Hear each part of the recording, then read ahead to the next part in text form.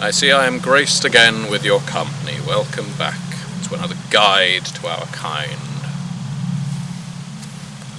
You know, it takes a lot to stay above the ground. It takes a lot to not be ash. In this time of inquisitions, of increased scrutiny, of our own kind biting at each other's throats, one has to keep a sensible head for dramatic affairs. You understand? Our masquerade has changed significantly in the last decade, maybe two. The technology is the obvious point. Technology has truly made us reconsider how we approach our long night.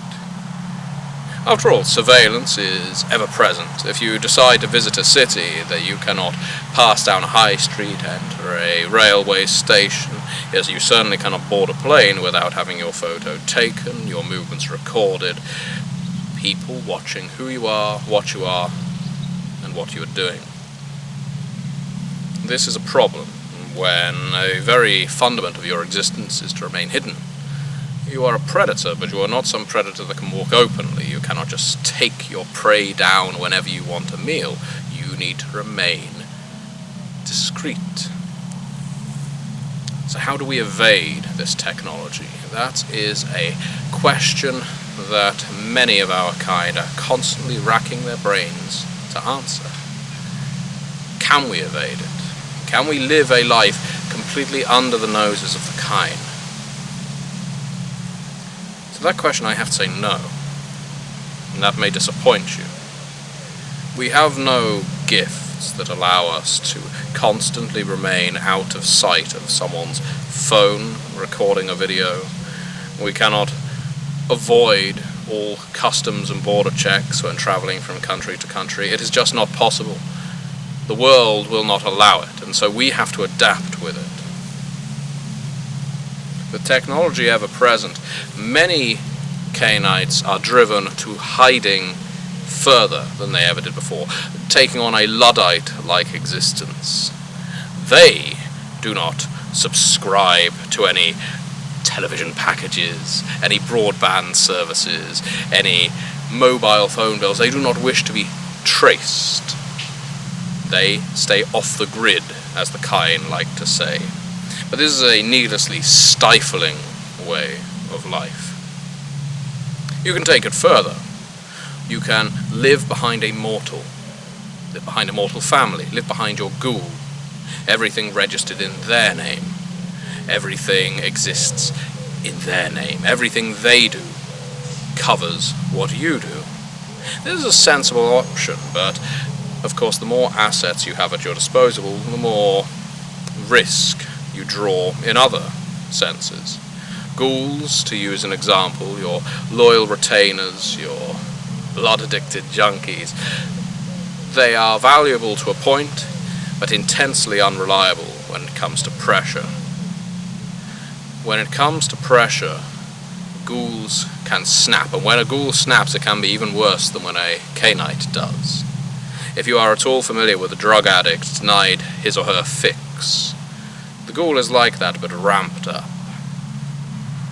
So perhaps hiding behind the kind is not our best option.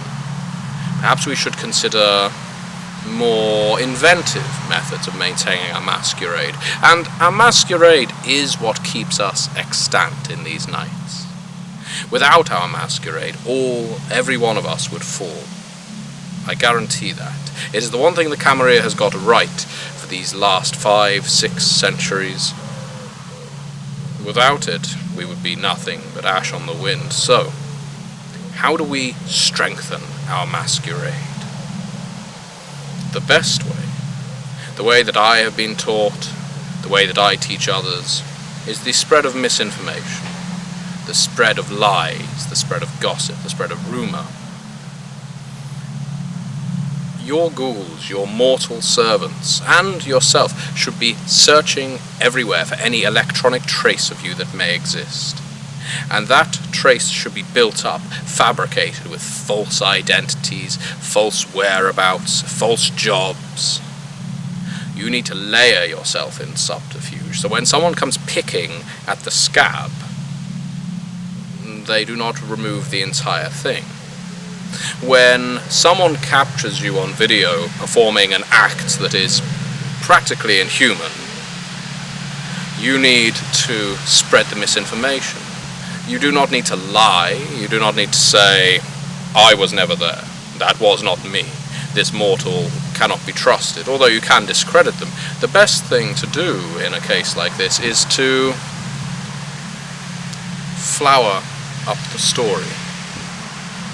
Increase the number of stories, but take the edge off of yours. Make the next story even more egregious than your one. And that one is proven to be a found footage movie in the making.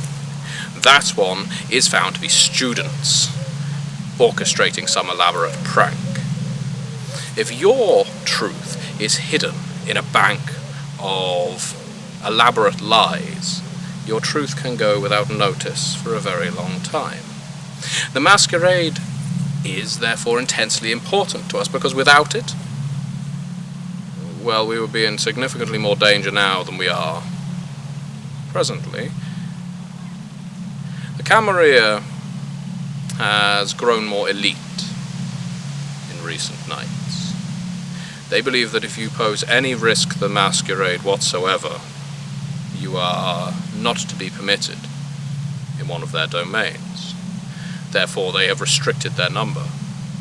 They have closed down their city walls. If this were a medieval time, they would have lowered the portcullis and prepared for a siege. For this is, in essence, what the Camarilla are doing these nights.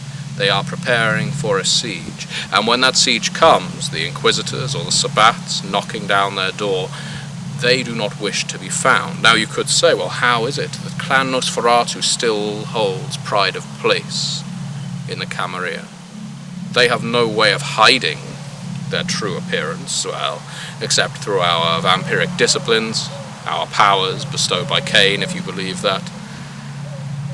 But they are not reliable. They compel a hunger. We cannot continuously pour blood into our obfuscation. Why does the Camarilla treasure them? Because the Nosferatu are masters at sowing misinformation. They are masters of the spy network. And therefore, to keep them close, the Nosferatu will constantly assist the other clans of the Camarilla. It is a give-and-take relationship. Or you could argue a take-and-take. The Nosferatu benefit greatly from the protection of the Ventru, the Tremere, the Torridor, the Malkavians. But I would assume that the Nosferatu give enough in return to make their presence worthwhile. The Malkavians, also known for being criminally unstable, sometimes homicidal. If you were to ask someone sympathetic to that clan, they would tell you that it is because they have seen too much. But what I know for a truth, is they are unhinged. They can be unreliable. So does a sensible prince of a Camarilla city trust that a Malkavian can maintain the masquerade? I would say that is a more difficult gambit than the Nosferatu, because the Malkavians, until recently at least, did not have any formal network to exchange their information as the Nosferatu did with Shreknet. But, if rumour has it, the Malkavians have their own mental network, their own cobweb that links each of them strand by strand, and with this madness network they are capable of sharing great insights, knowledge of great portents, and therefore contributing to the defense of a domain. In their own way they contribute to the masquerade, and so every prince has to weigh up. Is the risk of having an insane degenerate of a vampire greater than what that vampire can offer me? The masquerade, therefore, in these nights is less about everyone maintaining the party line, and rather what everyone in the party can contribute to it. The Ventru and their masquerade, well, they are the masters of this. They can tell someone that they did not believe what they just saw, and they can compel it by looking into your eyes. The Tremere are so clandestine among their own number that they have, until very recently, avoided much scrutiny at all, and the Toreador are so embedded in mortality. They love the beautiful things, the pulse of life, the quick flow of blood, that their masquerade is assured. So the Camarilla, as they are tonight, enforce their masquerade, and they do it well. How long that will last depends entirely, I would say, on how long the Anarchs allow it to last. As we know, the Anarchs' numbers have been bolstered in recent years. The Bruja, not all of them, but many, flocking to that sect, finally tired of being mistreated and misjudged by the Camarilla. The Gangrel, until, again, recently independent, throwing in with the Anarch movement. If those clans and the others, the Caitiff, the Thin Bloods, decide that it is time for the Camarilla to fall, how long can their masquerade hold when the Anarchs are the ones directing its downfall? One should speak on the Anarch approach to masquerade, of course, because they do not necessarily have the same elaborate systems that the Camarilla have in place that they benefit from by being an elitist organization more tightly bound. The Anarchs are a rabble. At least, most Anarchs. Anarchs differ wildly. Some are wholly synchronized, but the majority are not. Individualism is a proud point for them. I mentioned in a previous talk about how they will wear mortals as coats, and that is certainly an effective method for the Anarchs. But another effective method is they move around a great deal. You see, when you are nomadic, when you are not in one place for too long a time, it is far more difficult to get a bead on you. I travelled across Europe very recently, and I travelled across Europe with a body in the boot or trunk of my car. I was in there as well, but I needed sustenance, and my ghoul drove. We went all the way from France to Poland. We were stopped at no borders, we disposed of the body in Poland, and then we drove back to France, went through the tunnel, and back to the British Isles we went. The Anarchs do this as a routine. They're not all nomads, but they do not hold the roots. They do not believe the castle is as important as the individuals within it. And so they maintain the masquerade by not allowing themselves to be scrutinized. That is an easy thing to say. What happens when they want to board a plane, a ship, a train? The Anarchs have their own network, their underground railroad, practically, of drivers, of pilots, in some cases, who will fly private jets. Do not think that just because the Anarch are unruly, they lack capital. The Anarchs can fund their little ventures, in certain cases. But it is very difficult to get an entire read on how that one sect operates, because they are very loosely bound. The masquerade in these nights is a difficult, different thing, but it is still entirely necessary to our survival. Therefore, we maintain it, we strengthen it, and if we do not, we all fall. Do not be tricked into using the technology the mortals have. Stay off the grid if you have to. Use your mortal shields if you have to.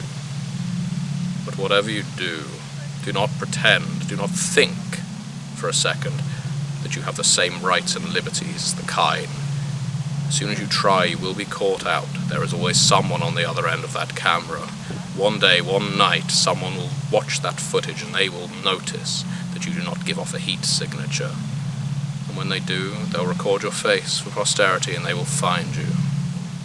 Especially if you are in the same city where it was recorded. Take care.